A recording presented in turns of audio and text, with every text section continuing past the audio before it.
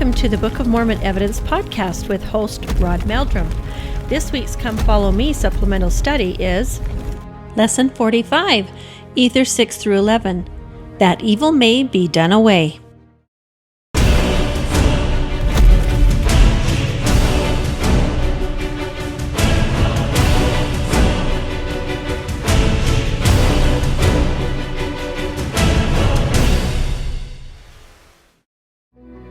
In this episode, Rod welcomes back Paul Horvath, the metallurgy expert. They continue with the discussion on metals. Then Rod shares an interesting story about a protester that posed a question that stumped him, and then how he actually found an answer. This episode might just test your mettle in knowledge of the Book of Mormon. Welcome back, everybody. This is Rod Meldrum. Today we have with us Paul Horvath, my dear friend from Indiana. He is a metallurgist that worked for General Motors, and I have a little story to tell about this. This actually goes back to a time when it's actually at the Manti pageant. Okay. Manti, Utah, they have this pageant there on the hill where the temple is located, and it's kind of like the Hill Cumorah pageant. And they have and like the Hill Cumorah pageant, it too also attracts anti-Mormons. And so I was walking up towards the pageant area, and they had this whole area basically where they had all the anti-Mormons could kind of be there and harass people and so forth. And so as I was walking past, a couple of the anti-Mormon guys recognized me and said, "Hey, Meldrum, Rod Meldrum, come over here, come over here." I'm like, "Okay, here we go." And so I walked up, and this guy had this little red wagon. And this wagon basically had a set of gold plates. They weren't gold plates. They were just metal plates. Okay, and he had the rings around them, kind of like these right here. Oh man, I'm telling you. Oh my gosh, that gold is so heavy. So they had basically like this, and the guy had rigged them up with the rings here, and he was challenging people to pick up those plates and run with them like old Joe Smith did, right? Well, I'm a pretty good-sized guy. I'm 6'3", about 250, okay, so forth. So I'm like, all right, I'm up to the challenge. Plus, I grew up on a farm, so I was used to bucking hay bales and stuff. So I grab onto this thing and sling it up over my shoulder and kind of take off kind of running. And he's going, "Oh, okay. He said, "Well, come back. And so I came back and put him back in this little red wagon. I said, and he said, he says, "But you're a big guy." And I said, "And so was Joseph Smith." Joseph Smith was a big guy. By the accounts, he was about 6'3". I can tell you, anybody who could actually stick pole like he could stick pole wasn't a skinny guy. Okay, he had a little bit pesante, and in fact, later on in the Nauvoo period, there was one account of him that said he was a bit portly, which means he was a thick guy, right? Well, anyway, so the guy says, "Well, okay, so you could pick those up and you could carry them and so forth like Joseph Smith did." He says, "But I have one that you can't answer." I said, "Okay, what's that?" He says, "Well, according to the record, your plates, basically the gold plates, were approximately 6 inches by 6 inches by 8 inches, right?" And he says, "And 2/3 of it was sealed, right?" And I go, "Yeah, that's true. So this shows the 2/3 sealed. So about 4 inches of the 6 inches of plates was sealed. And then you had about the 2 inches up at the top." He says, "If there's only 2 inches worth of plates that could actually be accessed, and if those plates were a 1/16 of an inch thick, then you could only get about 16 plates maximum per inch. So you can only get 32 plates. Which only gives you 64 surfaces." 1/16 of an inch is way thick. Okay, yeah, it is. Okay, and I said, okay. He said, "So you're telling me that you could get 16 or 500 pages of typeset English on 64 surfaces?" Mm-hmm. And I went, yeah, because I'm not a linguist by any stretch of imagination, but I don't know of any language that is so condensed that ratio would make sense. And so I said, "Well, you're right. I don't have an answer for that right at the moment in time, but I know there's going to be an answer. I just don't know what it is right now." And he said, "Well, I respect that." And I said, "Well, okay, because the bottom line is that I could pick up those plates." Also, a couple of things about the plates themselves, brothers and sisters, and that is that the actual plates, according to the historical records, There were different people who actually held the plates and saw them. There's the witnesses, obviously. There's a couple other people who actually held the plates, but not on purpose. Okay, and then, for example, Emma, she had to move the plates around when she was cleaning. She said that they made a metallic rustle when she did that. I have a dear friend of mine. In fact, he's the one that actually made this set of plates for me here. He was asked by the church. His name is Stephen Glenn. He actually passed away about 6 months ago. Dear friend of mine. I'm just really sad that he passed away. But he had Mormon art in bronze, and basically, so he was asked by the church to make a set of plates as accurate as possible, but without using real gold. Yeah. Okay. And he said, well, how should I make it? He said, well, here's all the accounts that we have of the eyewitness accounts. So use those as your foundations and then figure it out kind of from there. Well, he started buying some brass. He thought, well, the closest thing I can get that's a decent price or whatever is brass. So one of the first things he got was this is about 75 thousandths of an inch thick, I think, somewhere around there. So it's not quite a 16th of an inch, but pretty close. This is a 16th of an inch. And folks, let me tell you, you're not bending that. I mean, you could bend it. I could physically bend it, but it wouldn't be like the plates that actually were. A couple of other qualifications: it had to be thick enough so that it could be written on both sides without bleeding through. If you get it too thin, like foil, if you scribed on one side of it, it would bleed through the other side. That wouldn't work. Or would rip. Or it could rip, yes. So it has to be thick enough so that they could write on both sides, but thin enough so it would actually be bendable. So this is another piece here. This is a little bit thinner, and you can do it, and you could actually go on both sides of that one here. But my friend Steve Glenn was doing this research to trying to find out how thick of brass should he do to make a full set of plates like this.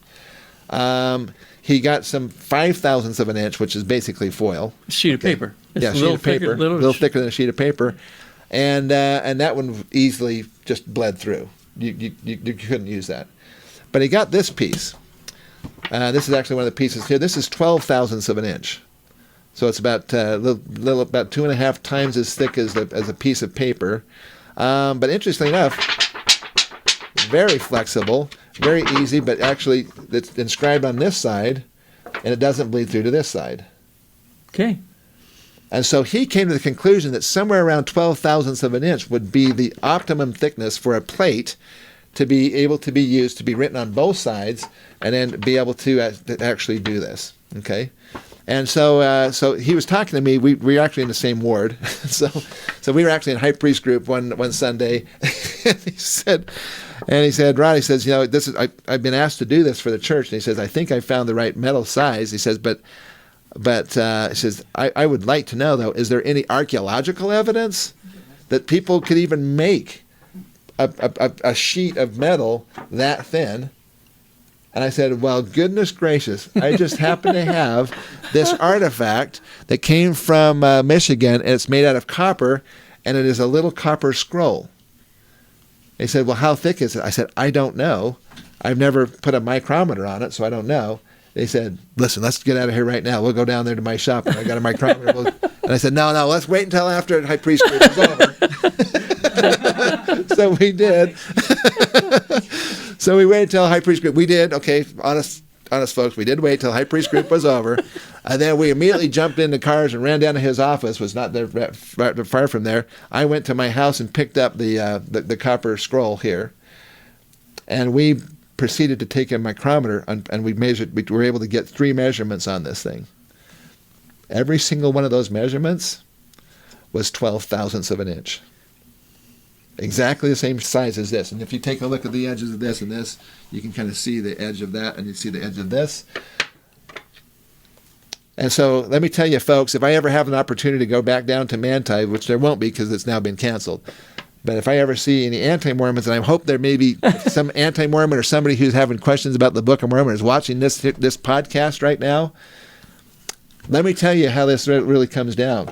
The bottom line is that now, not only do we know about the approximate size or thickness of the plates and what they were, we know that the ancient mound builder people actually had the capability of taking copper and making copper plates of that exact thickness. And we have the actual physical evidence for that. People say, well, what about gold? Gold is actually easier to work than copper is. Yeah, gold is more malleable. But you see, something else you need to understand is that lots of times when you're taking copper or any kind of metal, and you're going to probably pound it thinner and thinner until you have a plate, that work hardens the material. So the more you pound it. The more you pound it, so if you take a piece of steel and you pound it with a ball peen hammer, it will turn into a convex shape. That's what happens. Yeah. But you would pound this, and it would also get a little harder as you did it, and that would assist in being able to engrave it. So 12 thousandths is probably right. This was obviously not pounded flat. Yeah. It was probably rolled flat, and there's a difference. Yeah. There's a difference. Yeah, but I guess the main thing, if I ever saw that guy again with that thing, and he asked me that same question, Yeah, I get it. because this is where it comes down to, folks. Check this out. So if you take this, which is the plates here, and then you take this plate, basically, now how many plates can you fit into 2 inches? Oh, 12 thousandths at a shot. See, he's doing the math on it. He's an engineer. Just so you know, those of us who aren't engineers, we wouldn't even attempt that kind of Well, I started to think it up, but I didn't get there. But anyway, it basically works out to about 256 surfaces. Yeah. So it's about about 125 plates. In a condensed language. Yeah. So about 75 plates per inch, and then times 2 inches, and that gives you about 256 surfaces. Now that is still a condensed language compared to 500 pages of Type C English, but at least it's in the realm of possibility now. Yeah. I have a friend that says that the texting language we use now, like you are, Yeah. Well, this is the Reformed Egyptian. It's the likeness of what we're using today. That's right. So I just love that story, and it's one that I haven't had a chance to tell very often because it's kind of a long story and so forth. But basically, I just wanted to point out to folks, brothers and sisters, if you think that there's not answers for something, the answers are there. The Book of Mormon is absolutely true, and the evidence is going to come.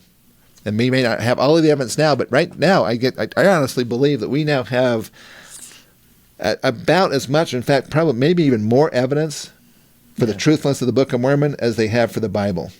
Rod, we have for the Bible. When I joined the church in 1973 as a new convert, I can remember reading some of the church newses, the first ones we've got, and things happened, and I can remember, and I cannot recall who or where I read it, but someone had said that the days would come when the evidence would be so profound that the Book of Mormon was true that you'd have to be intellectually dishonest to ignore it.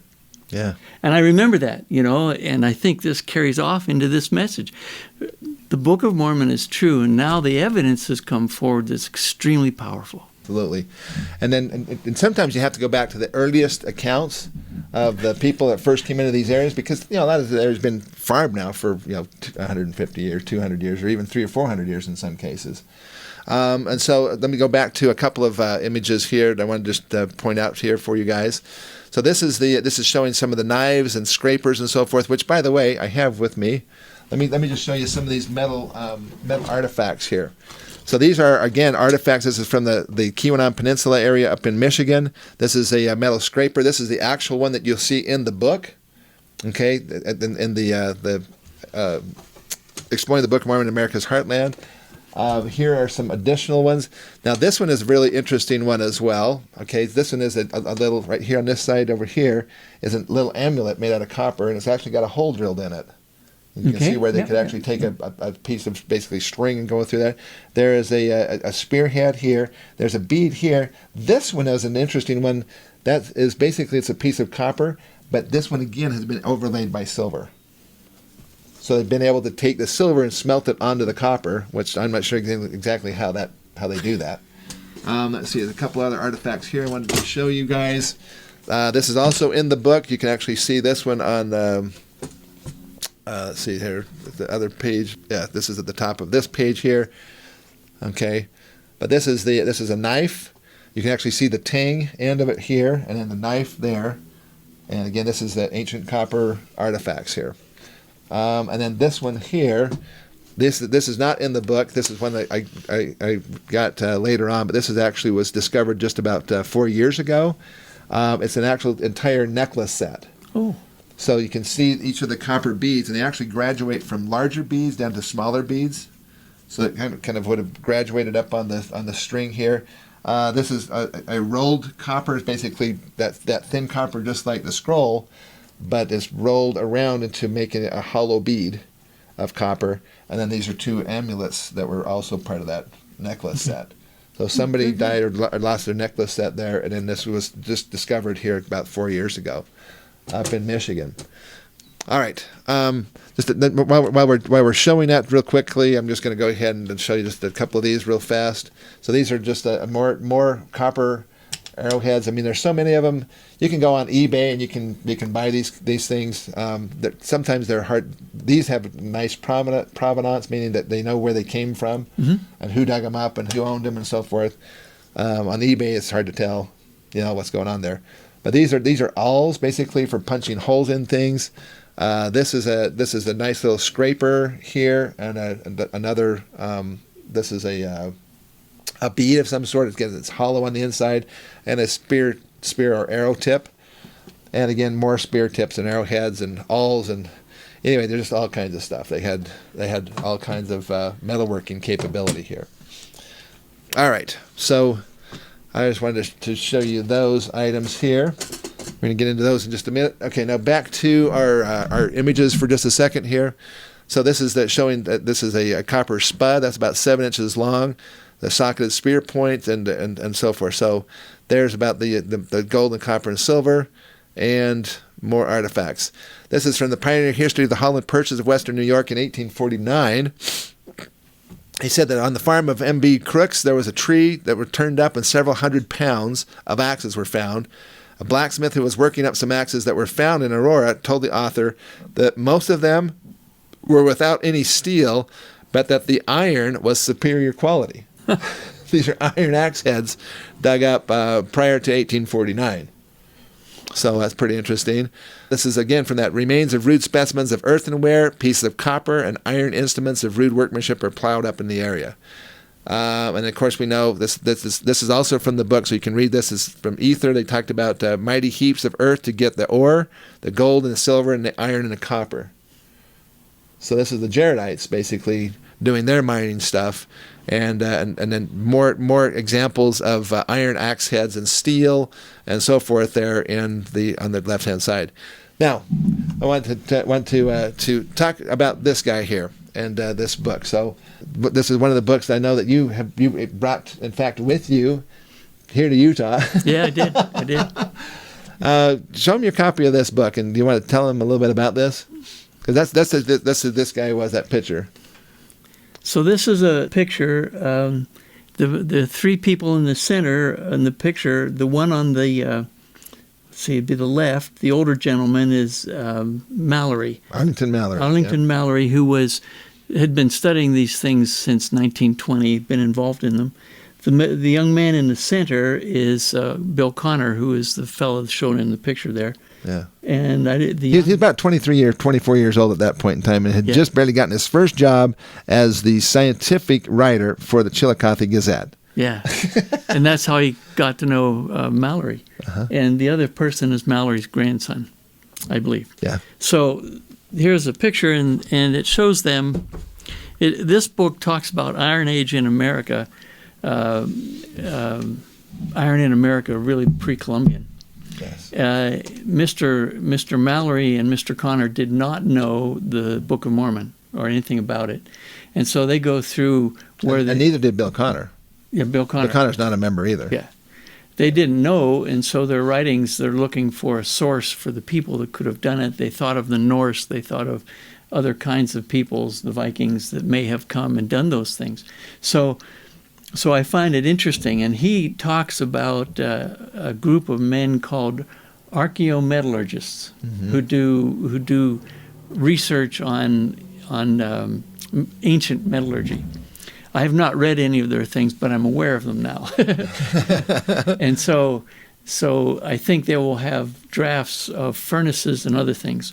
What's really impressive about this work by Bill Connor is that they have discovered over 60 iron melting furnaces in the Chillicothe, Ohio area. Just in that area. Just in that area. Yeah. And the one that I really got interested in was called Blue Spruce. Mm-hmm. And it talks about, it links this with the Nephite peoples. There's a mill there. Spruce Hill. Spruce Hill. Yeah, Spruce Hill has it, yes. Yeah. Spruce Hill. And so, exactly. So there's walls and monuments up above and this iron furnace down at the bottom. And they found slags and they found other things there, most notably the bricks. So here's an artifact. You might explain. It's a high-temperature brick. Yeah, actually, this is one that was given to me by Bill Connor himself. And so you can see let me just kind of show you really quickly this. So essentially what this was is this came from a copper smelting furnace in right around the Chillicothe, Ohio area here. Okay. Now, interestingly enough, let me just tell you a little bit more. Bill Connor has found, like you said, about 60 of these things. They actually dug up about 3 or 4 of them to just verify things, but they're always found in mounds. And these are really fascinating because they have a mound looked like a burial mound, but then they would find the slag around it, or and this material here, this kind of slaggy stuff around it, and that's how they knew it was going to be a smelter instead of a burial mound. Anyway, so they dig these out. These were huge ovens. They were probably, some of them were 15 feet wide by about 8 or 9 feet wide, and kind of an oval shape. Mm-hmm. They found out that they were in mounds because they would build them up so they could get above the tree level. So then they could have a venturi, basically, that they would have a set of stones, kind of flat stones, arranged so it would create basically an air channel. You have to have air to go into the bottom of the. You've got to have air flowing up. So when you use the prevailing winds, and they would essentially make like a great big funnel that would cause pressure, and and some of them had tall chimneys. It had the same net effect because you have to have air moving through it to get the temperature. Yeah, that's right. And so these people were so advanced that they would actually build the mounds next to what he called it bog ore deposits. Basically, this is ore. This is actually iron ore. They're in Ohio. That is a result from bogs that had long since dried out, probably centuries before the Nephites were even there. And then they would use that metal ore to basically then smelt it. Well, they would actually build this so that the opening going into the oven was actually facing towards the prevailing winds. Yeah. And so the wind would blow into it, so they didn't have to have bellows. And it would blow into it and cause this to heat up and get really massively hot. This is basically a brick. So they actually, this is not a stone. There's actually, if this end of it here, you can't see it very well now, but basically this is just a brick material. On the other end of it, though, on this side, you can see it's kind of broken up. This was the side that had the molten ore against it. Yeah. And you can actually see there's a little lip right there. I don't know if you can feel that or see that. Yeah. And you can see actually that you can see it here, but when you pick it up, that copper has infused into this side of the brick. Yes, it has. And it's just as heavy. It just feels like a piece of metal almost. But it's not quite as heavy as solid metal. One of the things that interested me in this book was that, so my question always was, well, what do you use for fire brick? What do you use to get this stuff so that it'll be able to heat up and the heat just won't go into the earth? And lo and behold, he said in the book here that sandstone makes a great refractory material. So they had plenty of sandstone around, and they just used that for the refractory, and that's probably what that was at one time. Yeah, this end of it could have been actually a sandstone material. And actually, if you take a look at the end of it, yeah. But anyway, so this is an actual artifact from the Hopewell mound builder people, because we know that they were the ones who built the mounds, and after they. Now, this is an interesting thing. Why did they not just leave them all open? Well, that to me is easy. This was a technology they hadn't shared with the Lamanites. That's right. If the Lamanites are coming through and wipe us out, we're going to bury our technology so they don't know. Yeah, and what better way to do that than to make it look like a burial mound? Because the people back in those days, they didn't like to mess with the dead. So they would just leave that alone. Very Jewish. Very Jewish. Yes, exactly. Very Jewish. And so they would do that. Now, this is another example of this. Okay, this was that. So Bill Connor took a group of us out when we were on a tour one time. Okay. With Elder Hartman Rector Jr. and so forth. He was there with us, and he was kind of funny because he told Bill Connor, he says, I'm from Missouri, the show me state. He says, I want you to show me something. And so he took us down to these places where he had previously done some work, and he knew there was a couple of furnaces there down along the creek there, just outside of Chillicothe. And so he said, so what you want to do is you want to take a stick and dig around and kind of stuff forth and see if you can find something that has smelting on it. Now, let me show you really quickly what we're talking about here. He said, look for something that looks kind of like, by the way, that's Arlington Mallory. And just in case, if you look up Arlington Mallory, he's a naval hero, actually. And then he was the one that found about the Vikings up in Nova Scotia. And how did he find out the Vikings were there? Because he found slag, and he started hearing about the same kind of slag happening down in Ohio, so he came to check it out, which is when he met up with Bill Connor, the guy on the young man on the right-hand side, who was writing an article for him in the Chillicothe Gazette. This is how the two of them got together. This is Bill Connor about 3 or 4 years ago. He's now had some bad health situations, and so he doesn't come out anymore to see our group, but this is one when he did. So there's Bill. And this is some of the artifacts that he brought that came from these smelters. So this is a piece of stone that actually has you see the green material all over it. It looks like it's kind of a glass. It's because it is. It's what it is. Yeah, you can't take stone and melt it and get stone back. You get glass. You get glass back. This is another stone. You can see that it's almost like a shellac over the top of it. But if you get a closer view of it, you can see how this outer covering was actually glass. Glass. Cracked. It's all cracked in glass, and you can see it coming off of here and other stones here.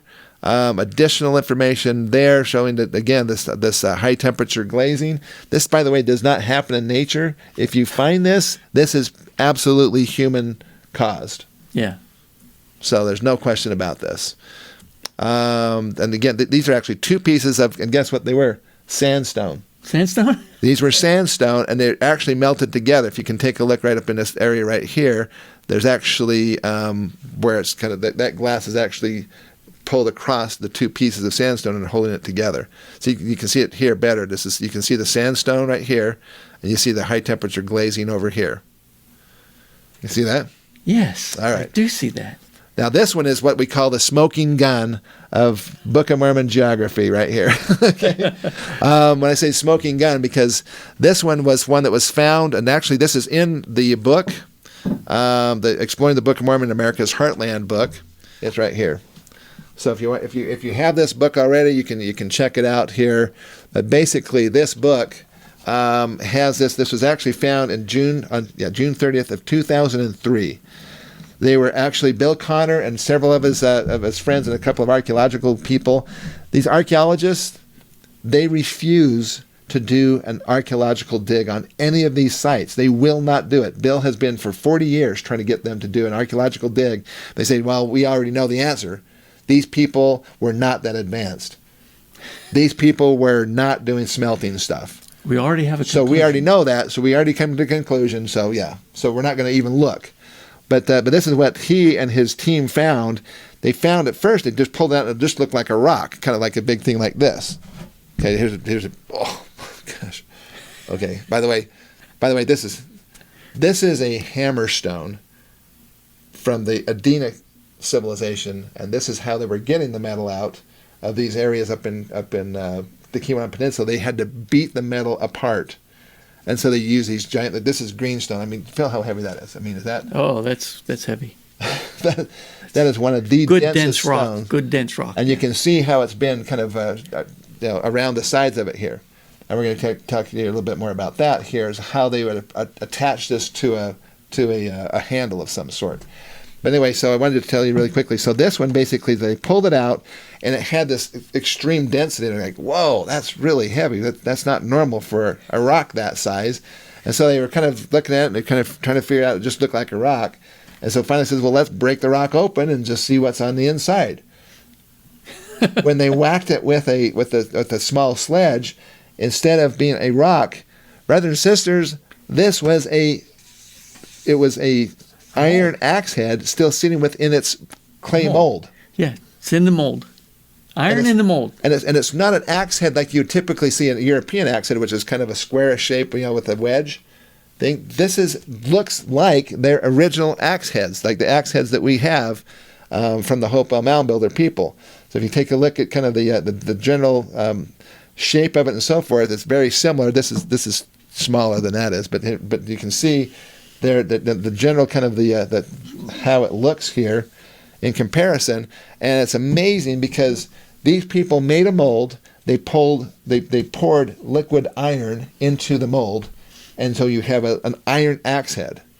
This came out of a mound in Chillicothe, Ohio, which was basically the land bountiful area of the Book of Mormon. Yeah. Yep. And so to me, when I look at these kinds of things, to me, this is smoking gun evidence. How do you discredit evidence? Yeah, exactly. So you can actually see this brick right here is the one that you can see in the picture right there in the middle there. I don't know if you can see that right there, but the one right there in the middle there. Okay. And then you have, this is some of his Bill Connor stuff. This is the front edge of the brick. So if you want to see this, basically it's right there. That's what you're looking at right there against that area here. And then, of course, then you have this that you actually can see the pore hole. Once they figured out what it was, luckily the pore hole was not damaged. So this is actually on the bottom side of here. That's where they poured the molten material in. So this was actually the tip was down, and then they poured the metal on the inside of it there. But anyway, so that is just absolutely phenomenal evidence for the Book of Mormon. It's in the right time frame, in the right place, exactly where we would expect to find if the Book of Mormon is actually true. So let me show you a couple of other things. I want to point out, I'm going to put that over there. That's a beast. Okay. So this is how they would get a lot of that. This is called a hammerstone. This particular one is about 14 pounds, I think, about right around in there. Okay. You hand me that other one right there. Let me show you. So this is an actual made. This is basically like a tomahawk, I guess. I don't know what else you call it, basically. But it has the stone here, and then it's wrapped. This is all beaded and so forth, made by actual Native Americans and this kind of thing. Well, anyway, so this is called hafting, and this is how they would haft a stone onto a handle or a stick of, a piece of wood. So a lot of times, in order to make that hold on better, they would take, like for example, this one here. They would take this and they would groove a piece of really hard stone so they could actually wrap this around it. So you can kind of see how that would actually be the case right here. So they could wrap around that, and then they could do it this direction, or they could do it this direction. Either way. Okay, be different ways of being able to do that. Okay, and then so you see that this is another hammerstone. The way you can tell the hammerstones from the cutting stones is their blade. So the blade down here is sharper, and it comes down to a little bit smaller point. So this would be more like probably for cutting down trees or carving out canoes, that kind of stuff. This is basically for breaking down other these metals. So these metals are like this.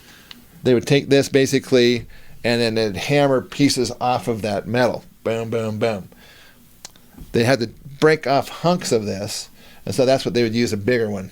So let me tell you, whoever was using this one had to have like arms like Popeye the Sailor Man, because I mean, I'm telling you that this guy had to be a strong guy to hammer this thing all day long. Okay. So there's that. There are different kinds of axes. We've already talked about this. This is a 3/4 grooved axe. This is called a celt, a little bit smaller one here, and so forth. So anyway, that's enough about that. How would they actually attach knives? For example, this is an example of a knife here, which you can see this very well here. But basically, there's a knife, and the knife is made out of copper.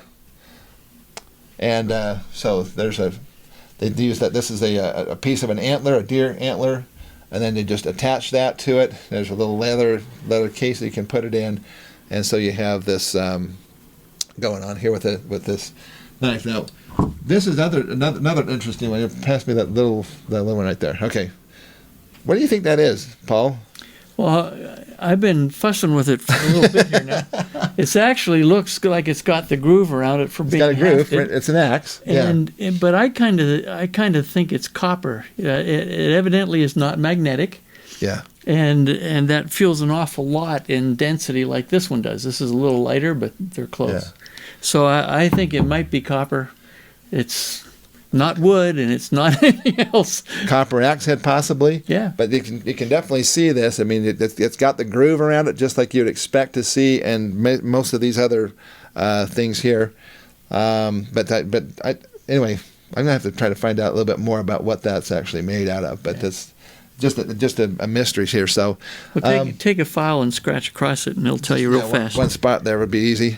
Now this one is really interesting. This was actually dug up by some Amish farmers in Missouri, and basically it is and you may have already seen this one before, but this is a wristband, and you can see that it actually has amazing. It's got engraving on it that's very fine and detailed.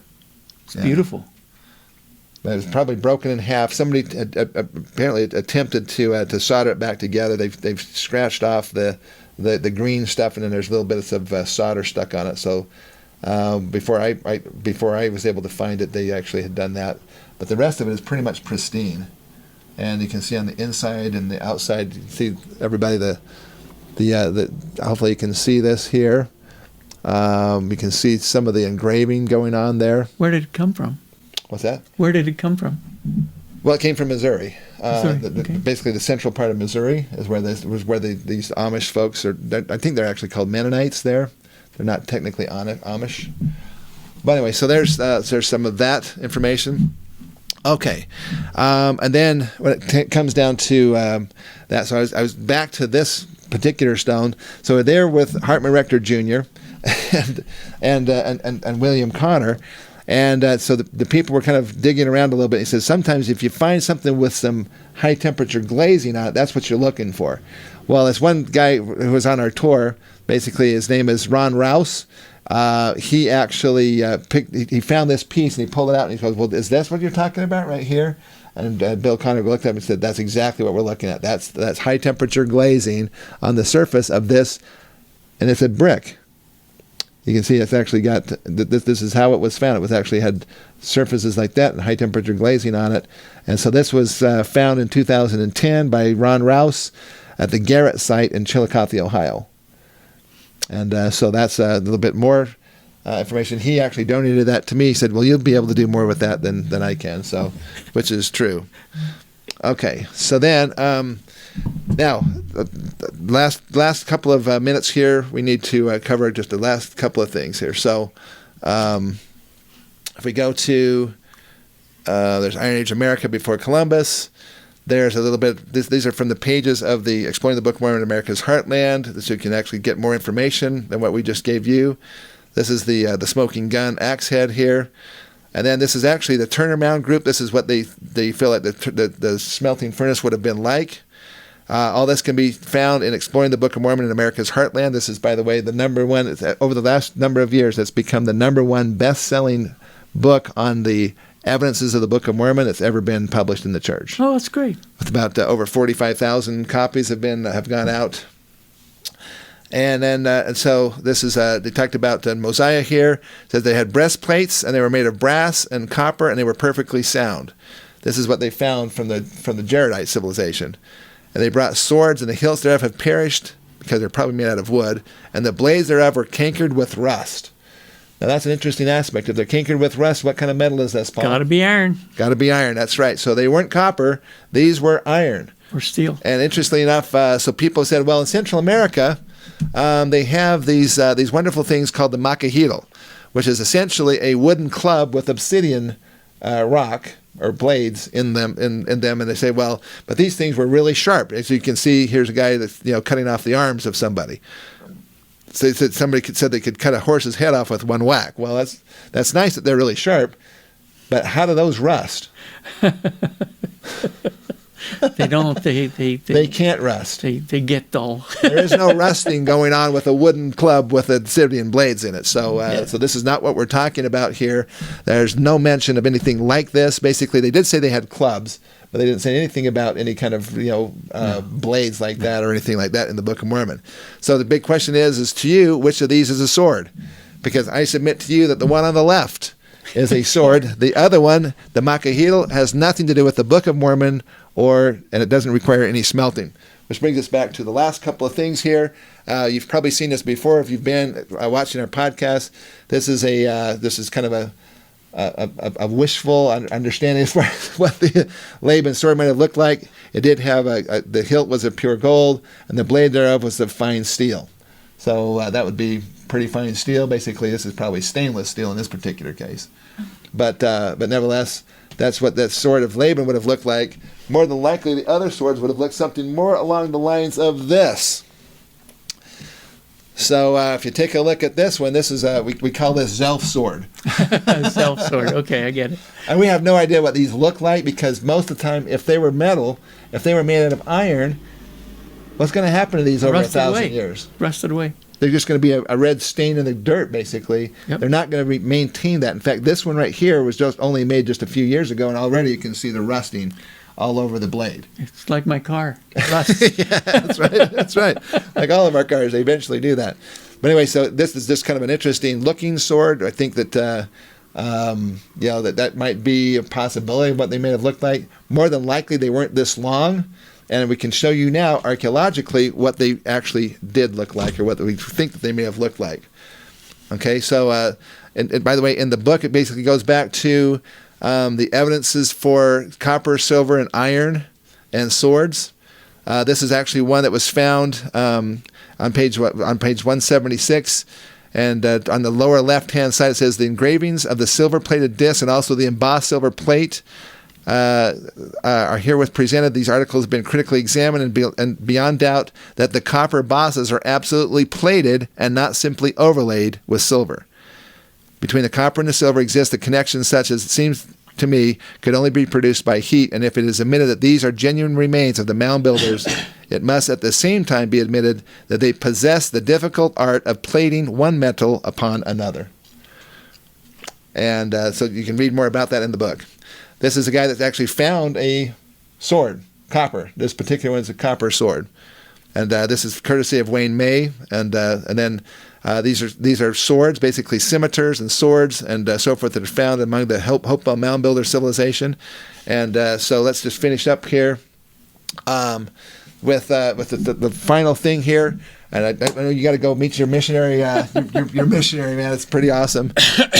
So a couple of last things here I want to point out.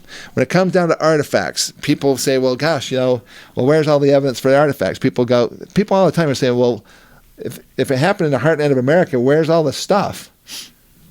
Well, they're only saying that out of complete, really, I just say ignorance of the fact that there's so much out there. So in the museum, for example, there in Indianapolis, I mean, how many? A huge number, 42,000 artifacts picked up off the ground. Yes, from one guy. One guy, and plus all the other ones that they already had.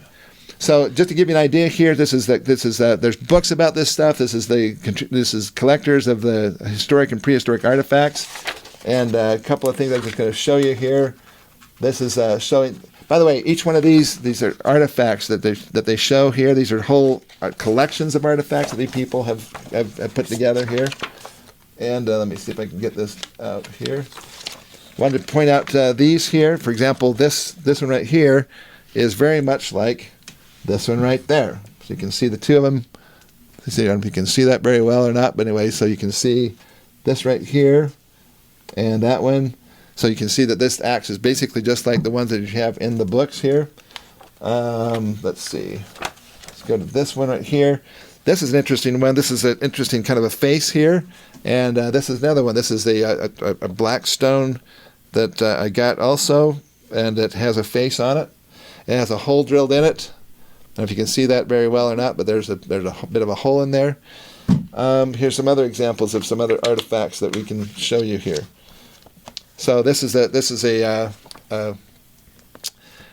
axe, and look at how similar that is to this axe right here. So there's the actual axe, and there's this other one. Okay, so you can kind of see the similarities there. And then let's see. Here's this one here. These are plumb bobs. A whole series of plumb bobs. These people must have been doing a lot of building because they had plumb bobs, like literally hundreds of thousands of just plumb bobs, and not to mention all of the other kinds of things. To give you some idea of just the sheer magnitude of all this, and we've talked about this in the past, this is Ancient Monuments of the Mississippi Valley, which talks about some of the early mounds and things that were there. This book here, if you want to get more information, this is called the Illustrated Encyclopedia of Native American Indian Mounds and Earthworks. This is the definitive work. This has every state listed, and it tells you where the archaeological sites are in each state. On page 3 of this, they asked about how many mounds are there. They said there's well over 1 million mound sites, and many of those sites have numerous mounds on them. So we're talking about literally tens of millions of mounds were built by this ancient civilization. Well, it matches the description of the Nephites. It was a huge civilization. Yes. Yeah, people don't realize that it was big a civilization. In fact, it was bigger than almost any other civilization on the earth at the time. There's only a few of them that were even rivaled it. Yeah, and Bill Connor points out that the metalworking, you just aren't going to make a little furnace for a small culture of people. You have to have people that smash the boghorn. It's a big employment industry, and then the materials are spread all around the culture. Yes, so exactly right. it was a big deal. Yeah, and that just shows again that the archaeological information here that we're digging up is something that's not been known. It's been deliberately hidden. And in fact, if you want to know more about that, you got the Lost Civilizations of North America documentary about that. This is Ohio archaeology. This one is a great one here. This is Indian artifacts of the Midwest. And again, when you just pop through this thing, you're just going to see literally just thousands upon thousands upon thousands of artifacts. Now, arrowheads are so common that they rarely even hang on to them anymore because they're just everywhere. But as you go through this, you just see all these artifacts here. And if you think that's a lot, then we have to go to this one, which is Who's Who in Indian Relics. Okay, and this is back in 1960. Section 3. And this is so far back that it's actually all in black and white. But look at this. This is individual collections. Every page has got somebody else's collection on it. 5. And it's just astounding. And another one. And there's another one yet. And it turns out there are 16 volumes, and they finally just stopped doing it. Yeah. But anyway, so I wanted to point out that. Let me see the next volume over this one right here. That one. This was the next one. Okay, this one here is when they started going into color. So as you go through this one, they have color images of all of this stuff. By the way, these winged banner stones like that,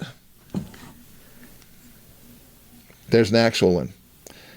Okay, they're not even sure what they exactly are for, but they have a hole in them, so you can see there's kind of a hole in that right there. And then this is called a winged banner stone here. This is from Kane County, Illinois.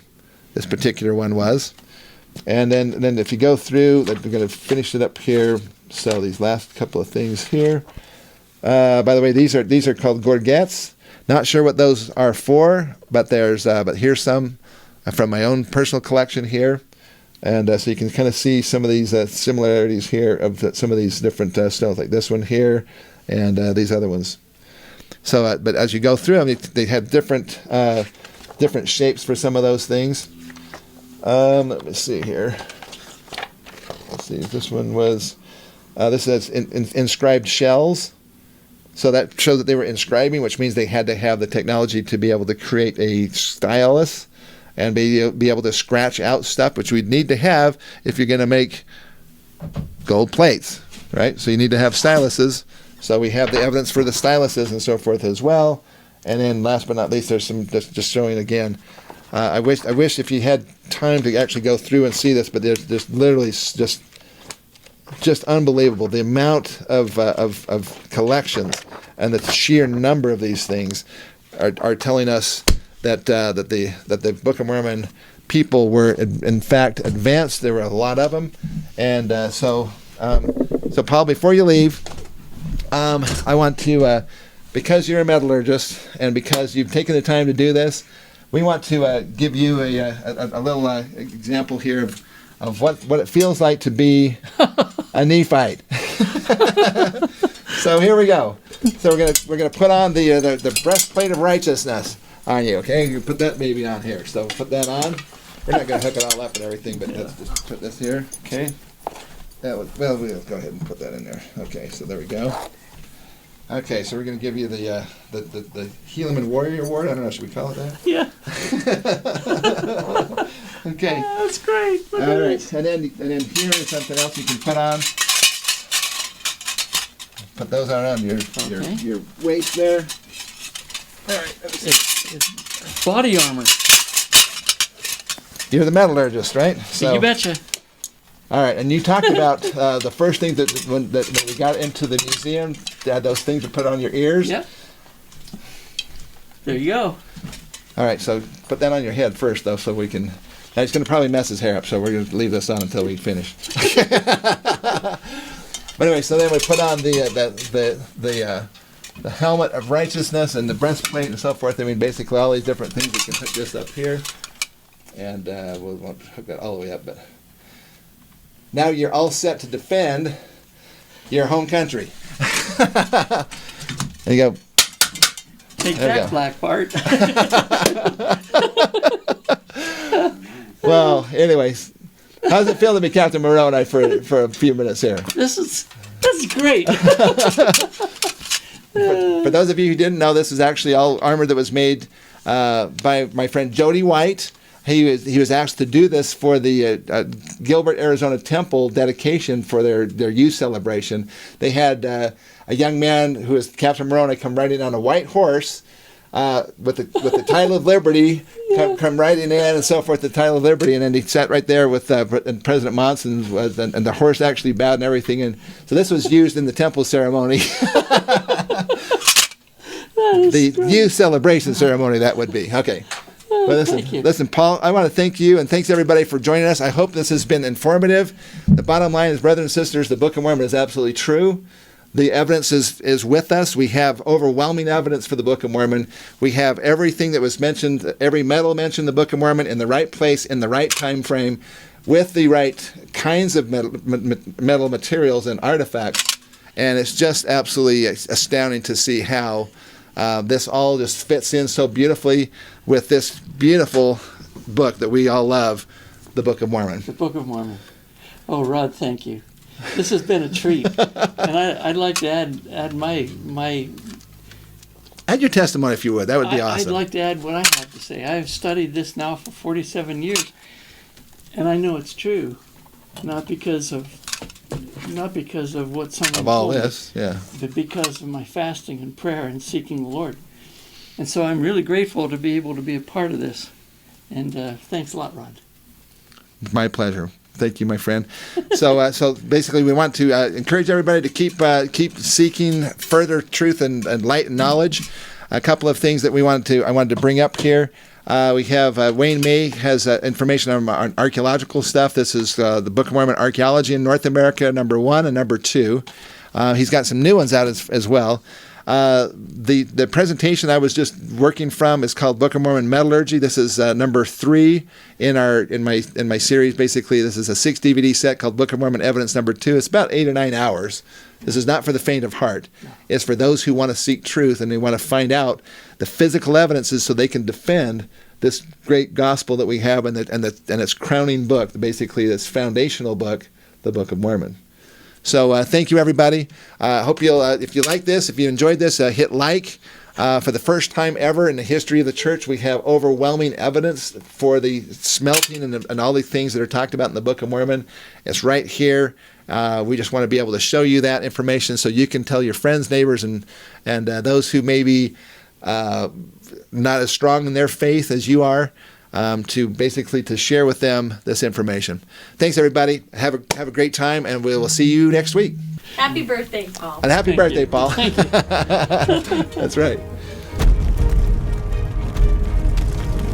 You can find the new virtual expo at bookofmormonevidencestreaming.com. We advertise 60 new videos, but actually almost double that amount, so you'll have plenty of inspiration to carry you through the fall and into the holiday season. Don't miss out on more than 110 new videos now in our library. Special guest speakers are Glenn Beck, David Barton, and you'll have access for 3 whole months, as well as receiving 2 bonuses that will offset your complete subscription cost. The first is The Destruction of Christ's Death, which is a 2-hour streaming video by Rod Meldrum, which is a $20 value, as well as his new 40-page ebook called Prophecies and Promises. What Did Joseph Know? That's a $15 value. We're excited for you to join us.